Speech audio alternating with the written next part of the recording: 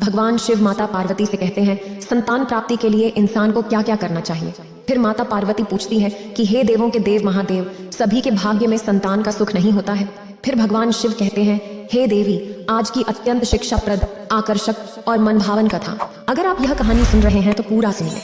इस कथा को आधा अधूरा छोड़कर जाने की गलती मत करिएगा, क्योंकि इस पवित्र कथा को पूरा सुनने से मनचाहा फल की प्राप्ति होगी। इसलिए इस कथा को पूरा सुने। आप शिव भक्त हैं तो भोलेनाथ का अनादर ना करें। आइए आरंभ करते हैं संतान प्राप्ति के लिए इंसान को क्या क्या करना चाहिए। यह किस्सा बहुत पुराने समय का है। एक राजा था जो न्याय के लिए जाना जाता था। उसका शासन अत्रि नामक शहर में था। वह राजा बहुत ही समृद्ध, शानदार, बुद्धिमान और न्याय के प्रति समर्पित था। राजा अपनी प्रजा से गहरा प्रेम करता था और हमेशा प्रजा को प्रसन्न देखना चाहता था। उसकी इच्छा थी कि उसके राज्य में हर पुरुष, महिला और बच्चे को न्याय मिले और किसी को भी कोई कष्ट न हो। इस वजह से पूरी प्रजा उसकी जयकार करती थी और उसकी प्रशंसा में कसीदे गढ़ती थी। उनके पास सैनिक, हाथी, घोड़े, दास, दासियां, धन दौलत सब कुछ था, परंतु राजा के कोई संतान नहीं थी। संतान न होने की वजह से राजा और रानी बहुत दुखी रहते थे। उन्होंने संतान प्राप्ति के लिए अनेक दान, धर्म, धार्मिक अनुष्ठान, व्रत और पूजा पाठ किए, लेकिन कोई लाभ नहीं हुआ। वक्त के साथ साथ राजा और रानी दोनों ही उम्र दराज होते चले गए। बढ़ती उम्र में भी वे दोनों इसी चिंता में डूबे रहते कि आखिर हमारे विशाल साम्राज्य का क्या होगा, हमारे इस राज्य को किसके हाथों सौंपा जाए, हमारी प्रजा की देखभाल कौन करेगा। राजा और रानी इसी चिंता में दिन रात गले जा रहे थे। उन्हें खाने पीने का भी होश नहीं रहता था। एक दिन सुबह एक सन्यासी राजा के दरबार में आता है और दासी इसकी सूचना रानी को देती है। रानी दासी से कहती है कि यह मेरा आखिरी दान पुण्य होगा, इसके बाद मैं अपने हाथों से कोई दान नहीं करूंगी। फिर रानी हाथ में चावल से भरा थाल लेकर बाहर आती है। जब वह सन्यासी की झोली में भिक्षा डालने के लिए आगे बढ़ती है तो उसके चेहरे पर नजर आ रही चिंता सन्यासी की नजरों में आ जाती है। वह संत रानी से पूछते हैं, रानी जी क्या बात है, आप इतनी चिंतित क्यों नजर आ रही हैं? इस पर रानी उन्हें सब कुछ सच सच बता देती है और रोने लगती हैं। रानी के दुख को महसूस करते हुए संत कुछ क्षण के लिए गंभीर हो जाते हैं और फिर कहते हैं, रानी जी आप परेशान ना हो, आपकी संतान की कामना पूरी होगी, आपको एक पुत्र की प्राप्ति होगी, लेकिन वह पुत्र केवल 14 वर्ष की आयु तक ही आपके साथ रहेगा। 14 वर्ष के बाद वह इस धरती पर नहीं रहेगा। रानी जी मेरे लिए आपको इससे अधिक कुछ देना संभव नहीं है। अपनी बात समाप्त करते हुए संत ने अपनी झोली में हाथ डाला और थोड़ी सी भस्म निकालकर रानी को दी। भस्म देते हुए संत ने कहा, रानी जी आप और महाराज दोनों इस भस्म को बांटकर ग्रहण कीजिए। भगवान शिव की कृपा से आपको शीघ्र ही पुत्र की प्राप्ति होगी। यह कहकर वह संत अपने मार्ग पर चल दिए। उसके जाने के बाद रानी ने सोचा कि चाहे 14 साल ही क्यों ना हो, कम से कम उतने समय के लिए तो हमें एक पुत्र का सुख मिलेगा, यही बहुत है। मैं उसे प्रेम से पालूंगी, मैं उस पर अपार प्यार लुटाऊंगी और उसकी हर इच्छा को पूरा करूंगी। उस रात जब राजा अपने सभी काम निपटाकर रानी के महल में आए तो रानी ने उन्हें सारी बातें बताईं और सन्यासी द्वारा दी गई भस्म दिखाते हुए कहा कि सन्यासी ने इसे हम दोनों को ग्रहण करने को कहा है। रानी की बात सुनकर राजा ने निराशा भरे स्वर में कहा कि हमने इतना दान धर्म किया लेकिन हमें कोई फल नहीं मिला। अगर भगवान शिव की कृपा होती तो हमें अब तक पुत्र की प्राप्ति हो गई होती। अब इस भस्म से हमें क्या लाभ होगा? रानी ने कहा कि जब हमने इतना सब कुछ किया है तो इसे भी आजमा लेना चाहिए। राजा का अब किसी पर भरोसा नहीं था, लेकिन अपनी पत्नी को खुश रखने के लिए उन्होंने हामी भर दी। इसके बाद राजा और रानी ने स्नान किया। वे अपने ईश्वर और पूर्वजों का स्मरण करते हैं। फिर सन्यासी महाराज को याद कर भस्म वितरित कर दोनों खा लेते हैं। इसके पश्चात दोनों बेफिक्र होकर सो जाते हैं। कुछ समय बीतने पर सन्यासी के कहे अनुसार रानी गर्भवती हो जाती है। राजा और रानी दोनों बहुत खुश होते हैं। राजा रानी से कहता है कि महारानी, हम पर वास्तव में सन्यासी महाराज की कृपा हुई है। दोनों अपने आने वाले बच्चे के सपने देखने लगते हैं। समय आने पर रानी एक खूबसूरत गोरे चिट्टे बेटे को जन्म देती है। राजा ने बड़े उत्साह से बेटे का नामकरण समारोह किया। पूरे राज्य में 8 दिन तक जश्न मनाया गया। अब बेटे की कुंडली देखने के लिए राज्य के सबसे ज्ञानी पंडित को बुलाया गया। कुंडली देखकर पंडित जी चिंतित हो गए। पंडित जी ने कहा कि महाराज, हमारा राजकुमार केवल 14 वर्ष की आयु तक हमारे साथ रहेगा। राजा को यह पहले से ही मालूम था। रानी को भी सन्यासी महाराज की बात याद थी। दोनों मौन हो जाते हैं। इसके बाद राजा और रानी अपने बेटे की बहुत प्यार और दुलार से परवरिश करते हैं। वे उसकी हर इच्छा को पूरा करते हैं। महाराज और महारानी सोचते हैं कि चाहे थोड़े समय के लिए ही क्यों ना हो, भगवान शिव ने उनकी संतान की इच्छा को पूरा किया है। वे इसे अपने लिए संतोषजनक मानते हैं। राजा का बच्चा हर दिन बढ़ता जाता है। 7 वर्ष की आयु होने पर राजा उसके लिए एक योग्य गुरु का चयन करते हैं और उसे पढ़ाई लिखाई, राजनीति, युद्ध कला, घुड़सवारी आदि 12 विद्याओं में दक्ष बनाते हैं। वह शास्त्र विद्या में निपुण हो जाता है और जब वह 12 वर्ष का होता है तब राजा और रानी उसके लिए एक उपयुक्त राजकुमारी ढूंढकर उसका विवाह कर देते हैं। इसके बाद 2 वर्ष और बीत जाते हैं और राजकुमार 14 वर्ष का होने वाला होता है। उस दिन राजकुमार अपने पिता से कहता है कि वह अपने पूरे राज्य का भ्रमण करना चाहता है, क्योंकि उसने अब तक केवल महल के अलावा कुछ नहीं देखा है। राजकुमार की इच्छा सुनकर राजा चिंतित हो जाते हैं, क्योंकि राजकुमार का 14वां वर्ष शुरू हो चुका था और कोई अनहोनी होने का समय नजदीक आ रहा था। फिर भी राजा ये बातें अपने पुत्र को नहीं बता सकते थे। राजा अपने चेहरे पर मुस्कान लाकर अपने बेटे से कहते हैं कि बिल्कुल, तुम्हें अवश्य ही अपने राज्य का दौरा करना चाहिए। तुम्हें पता होना चाहिए कि हमारा राज्य कैसा है और उसमें क्या क्या है। कल को मेरे बाद तुम्हें ही इस राज्य की बागडोर संभालनी है, लेकिन ध्यान रखना है कि तुम कहाँ जा रहे हो और क्या कर रहे हो। ये सब अपनी पत्नी को मत बताना। राजकुमार बोलता है, ठीक है पिताजी, मैं आपकी बात मानूंगा। इस तरह कुछ दिन और बीत जाते हैं। फिर एक दिन कुछ घटित होता है। उस दिन भी राजा अपनी पत्नी के साथ दिन भर खुशियां मनाता है, लेकिन रात के 12 बजे वह अपने बिस्तर से उठकर बाहर चला जाता है और सुबह होने से पहले लौटकर सो जाता है। यह सिलसिला कई दिनों तक चलता रहता है। अब राजा के बेटे का 14 साल पूरे होने में थोड़े ही दिन बचे थे। एक रात उसकी पत्नी यानी छोटी रानी रात में जाग जाती है। वह देखती है कि राजा बिस्तर पर नहीं है। वह उसे महल के हर कोने में ढूंढती है, पर वह कहीं नहीं मिलता। वह सोचती है कि अब वह क्या करे। इस बारे में वह किससे बात करे, क्या कहे। वह चुप रहती है। सुबह होने पर वह देखती है कि उसका पति अपनी जगह पर सोया हुआ है। वह अपने पति से रात की घटना के बारे में कुछ नहीं पूछती। अगली रात भी यही होता है, तीसरी रात, चौथी रात, और इसी तरह कई दिन तक यह चलता रहता है। छोटी रानी बहुत चिंतित हो जाती है। पति रात को कहाँ जाता है, किससे मिलने जाता है। उसके मन में अनेक सवाल उठते हैं, लेकिन उसे राजा से पूछने में भय महसूस होता था। कहीं ऐसा ना हो कि पति या सास ससुर नाराज हो जाए। जब भी वह उनसे पूछने की सोचती तो उसे लगता कि उसकी कुल की मर्यादा दांव पर लग जाएगी। इसी चिंता में वह मन ही मन चिंतित रहती। इस स्थिति में उसका खाने पीने में मन नहीं लगता और वह दिन ब दिन कमजोर होती जाती है। उस राज्य में एक बूढ़ी फूल वाली थी। वह अक्सर छोटी रानी को फूल देने उसके महल में आती थी। बूढ़ी की नजर जब छोटी रानी पर पड़ी तो उसने पूछा कि बेटी, तुम्हें किस बात का दुख है?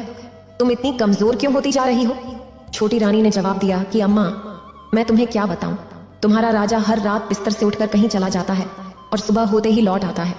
वह कहाँ जाता है यही सोचकर मैं खाना पीना छोड़ देती हूँ और इसी परेशानी में मैं इतनी कमजोर हो गई हूँ।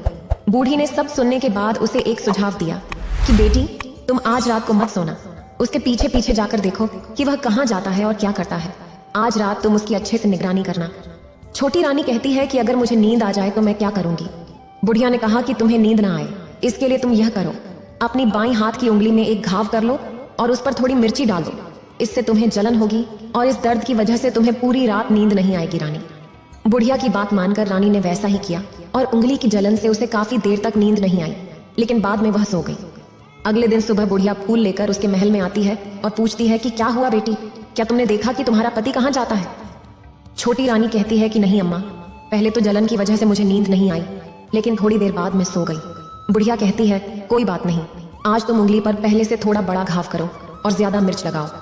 दूसरे दिन छोटी रानी ने वैसा ही किया, लेकिन वह केवल अपने पति के बिस्तर से उठकर बाहर जाने तक ही जाग सकी। वह उसके पीछे नहीं जा सकी क्योंकि उस समय तक उसकी आंखें बंद हो गई थीं। अगले दिन सुबह जब बुढ़िया आई तो उसके पूछने से पहले ही रानी रोते हुए कहती है, अम्मा, मैं आज भी उनकी निगरानी सही से नहीं कर पाई। बुढ़िया कहती है, रोना नहीं बेटी, सब ठीक हो जाएगा। आज रात तुम घाव को और गहरा कर देना और उस पर और अधिक मिर्ची लगा देना। बेटी, तुम एक काम करो, जब वो जाने के लिए निकले तो तुम उसके रास्ते में खड़ी हो जाना और उससे पूछना कि आप कहाँ जा रहे हैं। बुढ़िया के कहे अनुसार रानी वही करती है। उस रात उसे नींद नहीं आती है। जब पति रात के 12 बजे बिस्तर से उठकर महल से बाहर जाने लगता है तो वह बुढ़िया के बताए अनुसार वैसा ही करती है। वह दौड़कर पति का रास्ता रोक लेती है और पूछती है कि आप कहाँ जा रहे हैं, आप किससे मिलने जा रहे हैं, मुझे कुछ बताइए। पति उसे समझाने की बहुत कोशिश करता है कि देखो, अगर मैंने तुम्हें बता दिया तो मैं फिर तुमसे नहीं मिल पाऊंगा। रानी कहती है कि कोई बात नहीं, लेकिन आप रात के समय कहाँ जाते हैं यह मुझे बता दीजिए। राजकुमार उसके सामने अपना रहस्य खोल देता है। उसकी पत्नी की जिद के सामने वह असहाय हो जाता है। उसी वक्त उसके 14 साल पूरे होने वाले थे और 15वां साल शुरू होने वाला था। वह सोचता है जो होगा देखा जाएगा। इसी सोच के साथ वह कुछ चावलों को मंत्रों द्वारा शक्तिशाली बनाकर अपनी पत्नी को देता है और कहता है कि इन्हें अपनी मुट्ठी में भर लो। पहले दाहिने हाथ के चावल मुझ पर फेंको तो तुम्हें मेरी असलियत का पता चलेगा। फिर बाएं हाथ के चावल फेंको तो मैं फिर से वैसा ही हो जाऊंगा जैसा पहले था। लेकिन अगर तुम बाएं हाथ के चावल फेंकना भूल जाओ तो मैं फिर कभी तुम्हें नहीं मिल पाऊंगा। रानी कहती है कि वह नहीं भूलेगी। इसके बाद रानी बड़े विश्वास के साथ दाहिने हाथ के चावल अपने पति पर फेंक देती है और वह राजा तुरंत एक शानदार घोड़े में बदल जाता है जिसकी गर्दन पर सफेद लंबी अयान होती है और वह तेजी से दौड़ने लगता है। रानी वह घोड़ा देखकर अचंभित हो जाती है और उसे याद ही नहीं रहता कि पति ने उसे बाएं हाथ से चावल फेंकने को कहा था। थोड़ी ही देर में घोड़ा महल के चक्कर काटकर महल से बाहर निकल जाता है और रानी की नजरों से ओझल हो जाता है। घोड़ा महल से बाहर जाता है और रानी उसका इंतजार करती रहती है, लेकिन वह लौट कर नहीं आता। अब रानी को बहुत पछतावा होता है, वह खुद को दोष देने लगती है, पर अब इसका कोई लाभ नहीं था।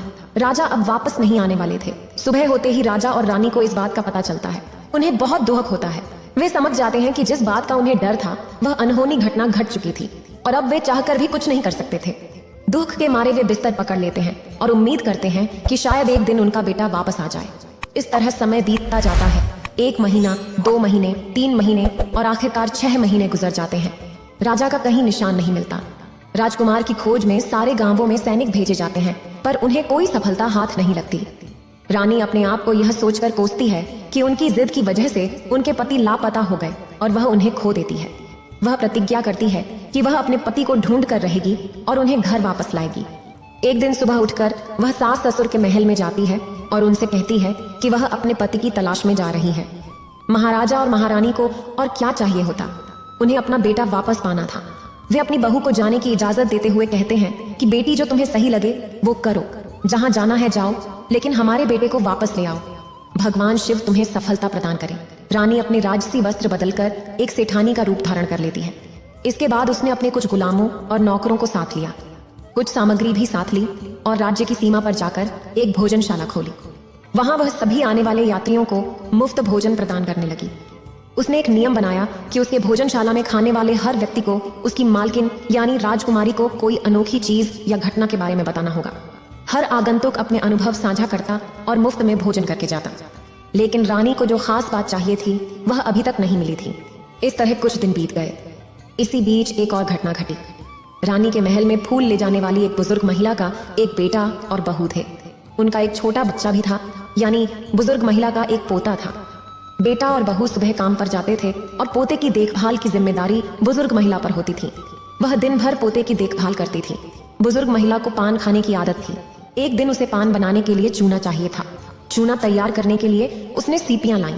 इन सीपियों को भूनने के लिए उसे गोबर के उपले चाहिए थे। उपले इकट्ठा करने के लिए वह बांस की टोकरी लेकर चरवाहों के मैदान में गई। वहां मैदान में बहुत सारे गोबर के उपले पड़े थे। उन्हें इकट्ठा करते करते उसे घर वापस आने में अंधेरा हो गया। शाम होते ही जब बेटा और बहू काम से वापस आए तो उन्होंने देखा कि बच्चा घर पर अकेला है और रो रहा है। अचानक एक तेज प्रकाश गाय पर पड़ा और वहां अनोखी घटनाएं होने लगी। जैसे ही गाय नीचे बैठी उसके गले में खुद ब खुद एक जंजीर आ गिरी। फिर किसी ने छम छम करते हुए दुहने की जगह पर गाय का दूध दुहना शुरू कर दिया, पर जो भी दूध दुह रहा था वह नजर नहीं आ रहा था। यह सब देखकर वृद्ध महिला बहुत डर गई और सोचने लगी कि आज वह किस मुसीबत में फंस गई है। वह छिपने के लिए इधर उधर जगह तलाशने लगी, लेकिन उसे कहीं भी छिपने की जगह नहीं मिली। हर तरफ उजाला ही उजाला था। वह चुपचाप एक कोने में छिपकर खड़ी हो गई और जो कुछ भी सामने हो रहा था उसे देखने लगी। कुछ समय बाद वहां एक शानदार सफेद घोड़ा आया। वहां 2 कुंड थे और उस घोड़े ने एक कुंड में छलांग लगाई और बाहर आ गया। अब वह एक राजा के रूप में बदल गया। राजा बनने के बाद उसने दूसरे कुंड में स्नान किया। उसने वहां रखे नए कपड़े पहने। पास में एक सुंदर पलंग था, वह उस पर जाकर बैठ गया। उसके सामने अपने आप 5 प्रकार के पकवानों की थाली, दूध का एक प्याला, पान और सुपारी आ गई। उसके सामने एक दीपक जल रहा था। राजा ने भोजन किया, दूध पिया, पान और सुपारी खाई और सोने से पहले भगवान शिव को याद करते हुए जलते दीपक से पूछा कि दीपक बता, मेरे माता पिता क्या कर रहे हैं। दीपक ने बताया कि वे अपने बेटे के गम में डूबे हुए हैं। फिर उसने पूछा कि राज्य की देखभाल कौन कर रहा है। दीपक ने जवाब दिया कि राज्य का प्रधान उसकी देखभाल कर रहा है। राजा ने पूछा कि मेरी पत्नी क्या कर रही है। दीपक ने जवाब दिया कि उसने चौराहे पर एक भोजनालय खोला है और वह आने जाने वाले लोगों से नई खबरें पूछती है। दीपक के यह कहने पर राजा ने कहा ठीक है। उसी समय वह बूढ़ी औरत घर पहुंच गई। उसके बेटे ने पूछा, तुम पोते को अकेला छोड़कर कहां चली गई थी। बूढ़ी औरत ने जवाब दिया, बेटा मैं गोबर के उपले बटोरने गई थी। इस पर बेटे ने कहा, फिर कभी बच्चे को अकेला मत छोड़कर जाना। बूढ़ी औरत ने कहा, नहीं बेटा, मैं आगे से ऐसा कभी नहीं करूंगी। लेकिन अगले ही दिन वह फिर से उपले इकट्ठा करने चरवाहों के मैदान में चली गई।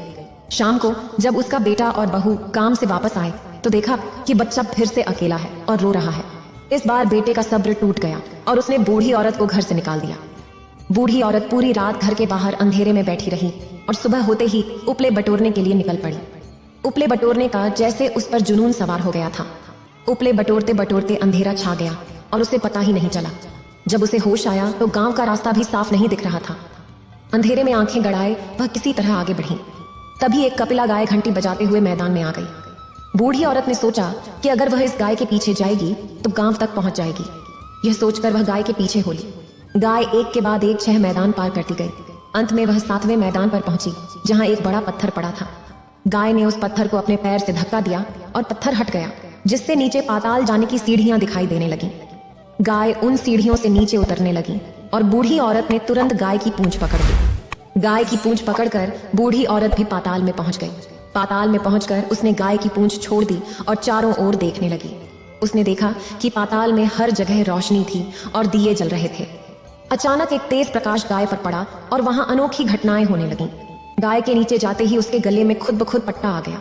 किसी अदृश्य ने दुधारू गाय का दूध दुहना शुरू कर दिया, लेकिन जो भी दूध दुह रहा था वह दिखाई नहीं दे रहा था।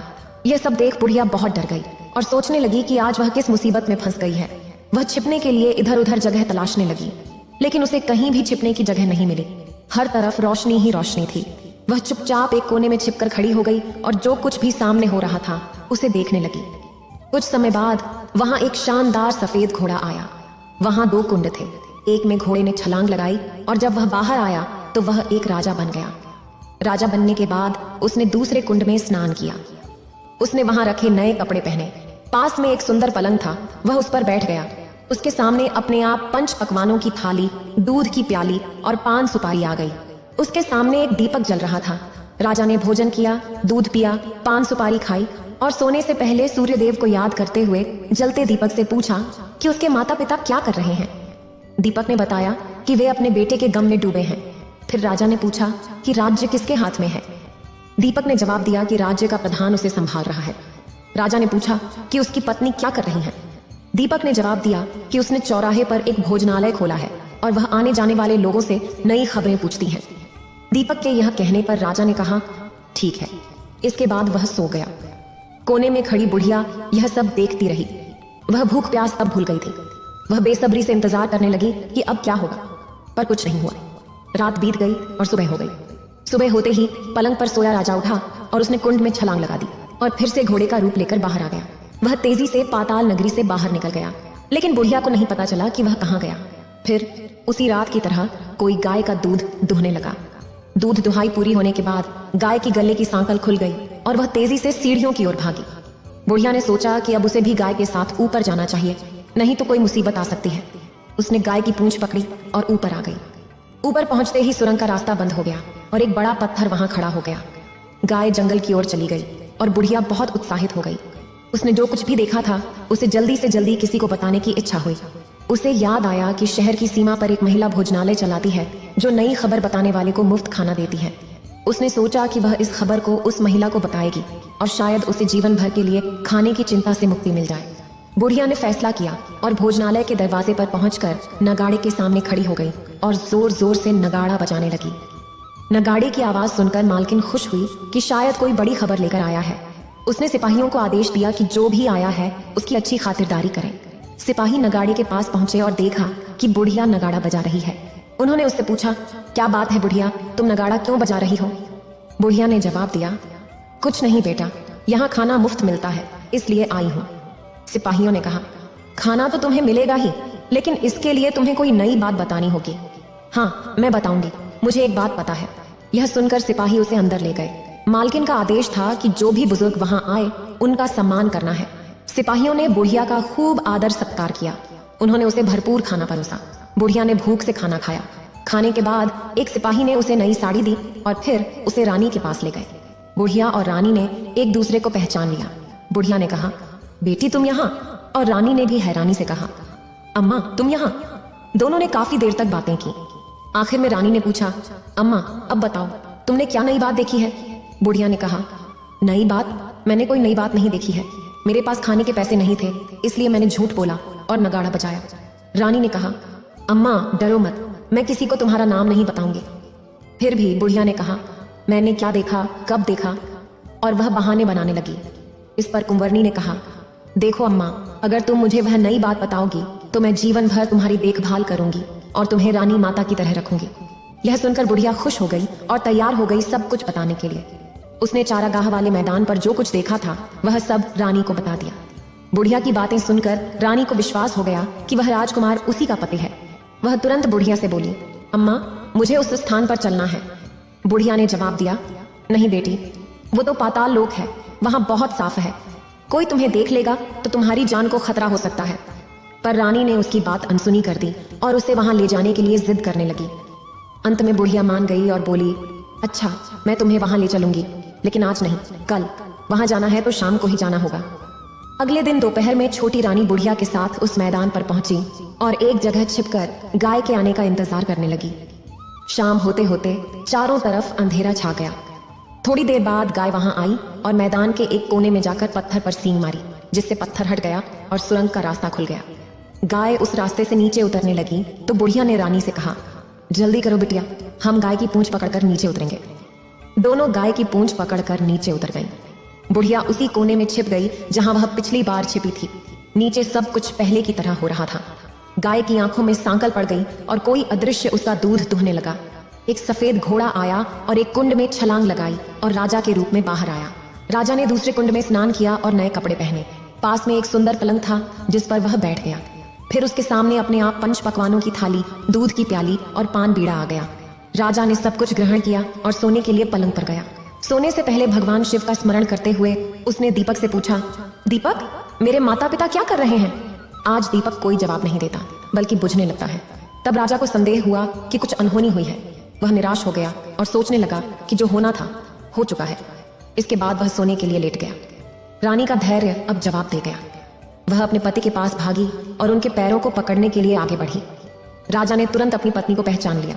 वह पीछे हट गया और चिल्लाया कि नहीं, मुझे मत छूना वरना विनाश हो जाएगा।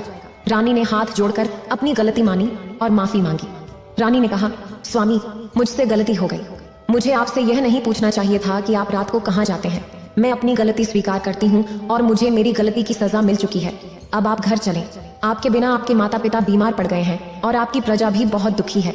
राजा ने कहा, तुम पहले ही एक गलती कर चुकी हो, अब फिर से वही गलती मत दोहराना, नहीं तो जो अब मैं तुम्हें दिख रहा हूँ फिर कभी नहीं दिखूंगा। रानी विलाप करने लगी और जोर से जमीन पर सिर पटकने लगी। राजा के मन में उसके प्रति करुणा जागी। उसने कहा, अगर तुम मुझे वापस पाना चाहती हो तो तुम्हें एक कठिन काम करना होगा जिसे तुम्हें अकेले ही करना होगा। रानी ने कहा, कहो स्वामी, चाहे कितना भी कठिन काम हो मैं उसे जरूर पूरा करूंगी। इसके बाद राजा ने उसे बताया कि पाताल से ऊपर जाते ही तुम्हें एक घना जंगल दिखेगा। ऐसे 6 जंगलों को पार करने के बाद 7वां जंगल मिलेगा। वह जंगल सबसे घना होगा। उस जंगल के बीचों बीच एक पीपल का पेड़ होगा जिसके आसपास की जगह पत्तियों, फंदों, जटाओं और कांटों से ढकी होगी। वहां बाघ, शेर, भालू का पूरा समूह जमा होता है। तुम्हें उन सभी को वहां से हटाकर उस स्थान को स्वच्छ करना होगा। उसे गोबर से लीप कर पवित्र करना है और रंगोली से सजाना है। फिर वहां धूप, कपूर और अगरबत्ती जलानी है। पेड़ के तने की फूल और कुमकुम से पूजा करनी है। दूध और दही से बने चावल का प्रसाद चढ़ाना है। यह सब तुम्हें दोपहर 12 बजे से पहले करना है। दोपहर के 12 बजते ही तुम्हें उस स्थान पर बैठकर भगवान शिव का ध्यान करना है। ठीक 12 बजे भगवान शिव का रथ वहां आएगा। भगवान शिव यह सब देखकर प्रसन्न होंगे और कहेंगे कि जिसने भी यह सब किया है मैं उसे मनचाहा वरदान दूंगा। तब तुम भगवान शिव के सामने जाकर उनके रथ का दाहिना घोड़ा मांगना और जब वे हाँ कहेंगे तो मैं तुमसे मिलूंगा। ऐसा कहकर वह अपने पलंग पर सो गया और छोटी रानी सुबह होने का इंतजार करने लगी। सुबह होते ही वह बुढ़िया के साथ गाय की पूंछ पकड़कर ऊपर चली गई। ऊपर पहुंचने के बाद उसने बुढ़िया से कहा कि अम्मा, अब मैं अकेली ही आगे बढ़ूंगी, तुम वापस भोजनालय जाओ। बुढ़िया को भोजनालय भेजकर वह जंगल में गई और राजपत्र द्वारा बताई गई जगह को खोजने लगी। कुछ समय बाद उसे वह स्थान मिल गया और उसने सभी को वहां से भगाकर उस स्थान को साफ कर दिया। ये सब करने के बाद वह जैसा राजा ने बताया था उसी तरह से लिपाई पुताई करके वापस आ गई। रानी ने भोर होने से पहले ही आंखें खोल दी और जंगल में उस स्थान पर पहुंच गई जहां उसे जाना था। वहां पहुंचकर उसने गुलाब के इत्र का छिड़काव करके वातावरण को महका दिया। इसके बाद उसने धूप और अगरबत्ती जलाई, उस स्थान को पवित्र किया और पूजा की सामग्री वहां रख दी। फिर वह भगवान शिव का ध्यान करने बैठ गई, जैसा कि उसके पति ने सिखाया था। दोपहर के 12 बजे भगवान शिव का रथ उस पीपल के पेड़ पर आकर रुका। भगवान शिव ने नीचे देखा और वहां के सुगंधित वातावरण को देखकर खुश हो गए। उन्होंने कहा, जिसने भी यह काम किया है वह आज मुझसे कुछ भी मांग सकता है, मैं उसे दूंगा। रानी ने यह सुना और तुरंत भगवान शिव के सामने पहुंच गई। उन्हें साष्टांग प्रणाम किया और कहा, हे देवों के देव महादेव, वह मैं ही हूँ, मैंने ही यह स्थान साफ किया है। भगवान शिवता ने कहा, ठीक है, जो चाहो मांगो। रानी ने कहा, मुझे आपके रथ का दाहिना घोड़ा चाहिए। भगवान शिव ने कहा, नहीं, मैं तुम्हें कुछ और दे सकता हूँ, लेकिन रथ का दाहिना घोड़ा नहीं। मेरे रथ के 12 घोड़े हैं, तुम कोई और घोड़ा ले लो, लेकिन यह दाहिना घोड़ा नहीं, मैं तुम्हें वह नहीं दे सकता। लेकिन छोटी रानी ने एक न सुनी और भगवान शिव से बार बार वही दाहिना घोड़ा मांगने लगी। यहाँ तक कि उसने कहा कि अगर वह नहीं मिला तो वह उनके पैरों में गिरकर अपनी जान दे देगी। इस पर भगवान शिव धर्म संकट में पड़ गए, क्योंकि उन्होंने वचन दिया था और अब वे अपने वचन से पीछे नहीं हट सकते थे। भगवान शिव ने कहा, ठीक है, मैंने तुम्हें वह घोड़ा तो दे दिया है, परंतु तुम्हें वह यहाँ नहीं मिलेगा, तुम्हें उसे पाताल से लाना होगा। रानी ने कहा, हे महादेव, पाताल में ही क्यों? मैं उसे प्राप्त करने के लिए कहीं भी जा सकती हूँ। भगवान शिव ने रानी को आश्वासन दिया और चले गए। इधर रानी जंगल से अपने भोजनालय में वापस आ गई और फिर वह बुढ़िया के साथ उस मैदान पर पहुंची। शाम होते ही वहां गाय आई और उसने सींग मारकर सुरंग का पत्थर हटा दिया। रानी और बुढ़िया ने जल्दी जल्दी गाय की पूंछ पकड़ी और उसके साथ नीचे उतर गईं। पाताल में नीचे सभी घटनाएं पहले की तरह ही होने लगी। घोड़ा एक कुंड में नहाकर राजा बन गया, दूसरे कुंड में नहाकर नए कपड़े पहने और पलंग पर जाकर बैठ गया। फिर उसके सामने खाने की थाली, दूध की प्याली और पान का बीड़ा आया।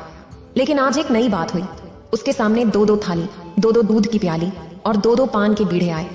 वह कुछ नहीं बोला, अपने हिस्से का खाना खाकर, दूध पीकर और पान चबाकर सोने चला गया।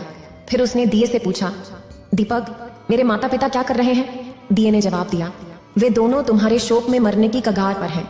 यह सुनकर उसकी आंखों से आंसू बहने लगे। फिर उसने पूछा, दीपक, मेरा राज्य कौन संभाल रहा है?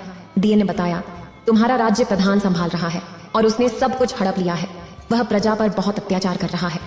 यह सुनकर राजकुमार को बहुत क्रोध आया। वह क्रोध में अपनी मुठ्ठियां भींचने लगे। फिर उन्होंने पूछा, दीपंकर, मेरी पत्नी क्या कर रही है? दीपंकर ने कुछ नहीं कहा, चुप रही। तब रानी का धैर्य टूट गया। वह दौड़कर अपने पति के पास आ गई। राजकुमार ने रानी से कहा, अब मैं तुम्हें मिल गया हूँ। रानी ने पूछा, क्या तुम सच में यह कह रहे हो? अब तुम फिर से घोड़ा तो नहीं बनोगे ना? राजकुमार ने उत्तर दिया, नहीं, मैं अब दोबारा घोड़ा नहीं बनूंगा। राजकुमार ने रानी से कहा, तुमने मुझे पाने के लिए इतने कष्ट सहे हैं, इसीलिए भगवान शिव ने मुझे हमेशा के लिए घोड़े के जन्म से मुक्त कर दिया है। उन्होंने यह प्यार से कहा और रानी को गले लगाया। उसके आंसू पहुंचे। कुछ समय बाद सुबह हो गई। गाय की जंजीर टूट गई और वह स्वर्गलोक की ओर चली गई। रानी, राजकुमार और बुढ़िया गाय की पूंछ पकड़कर स्वर्गलोक पहुंच गए। वहां पहुंचकर वे सीधे भोजनालय में गए। उन्होंने वहां के सभी सामान लोगों में बांट दिए और भोजनालय को ताला लगाकर अपने राज्य की ओर लौट आए। राजकुमार को वापस आते देख प्रधान डर गया। राजकुमार ने प्रधान को बंदी बनाकर कारागार में डाल दिया और राज्य की सत्ता अपने हाथ में ले ली। इसके बाद वे अपने माता पिता से मिलने उनके महल में गए। राजा ने देखा कि उसके माता पिता उसकी चिंता में काफी कमजोर हो गए हैं। बेटे को सकुशल वापस आता देख मृत्युशैया पर पड़े राजा और रानी की आंखों से आंसू छलक पड़े। उन्होंने अपने पुत्र को गले लगाया और प्यार से सहलाया। इसके बाद उनकी सेहत में तेजी से सुधार होने लगा और कुछ ही दिनों में वे बिस्तर से उठकर बैठने लगे। राजा और रानी ने अपने पुत्र को आशीर्वाद दिया और उसके लौटने की खबर पूरे राज्य में फैल गई। प्रजा खुशी से झूम उठी और लोग राजमहल के सामने इकट्ठा हो गए। राजा ने भी उन्हें दर्शन दिए और वादा किया कि वह उन्हें कोई दुख नहीं पहुंचाएगा। राजा ने अपने पुत्र का राज्याभिषेक किया, उसे सिंहासन पर बिठाया और उसकी पत्नी को महारानी का पद दिया। इसके बाद वे दोनों ईश्वर का स्मरण करते हुए खुशी खुशी अपने दिन बिताने लगे। नए महाराजा बने। राजा ने राज्य का बखूबी संचालन किया और अपनी पत्नी के साथ सुख शांति से जीवन व्यतीत करने लगे। रानी ने एक बुजुर्ग महिला को अपने पास रखा और उसकी खूब देखभाल की। इससे उस बुजुर्ग महिला के बुढ़ापे के दिन भी खुशियों से भर गए। इतना कहकर भगवान शिव इस कथा को समाप्त करते हैं। इस वीडियो को बोलते समय कोई त्रुटि हो तो मैं क्षमा चाहती हूँ। उम्मीद है आप सभी को यह वीडियो अच्छी लगी होगी। अगर आप शिव के सच्चे भक्त हैं तो चैनल को सब्सक्राइब और वीडियो को लाइक करके कमेंट में हर हर महादेव लिख दीजिए।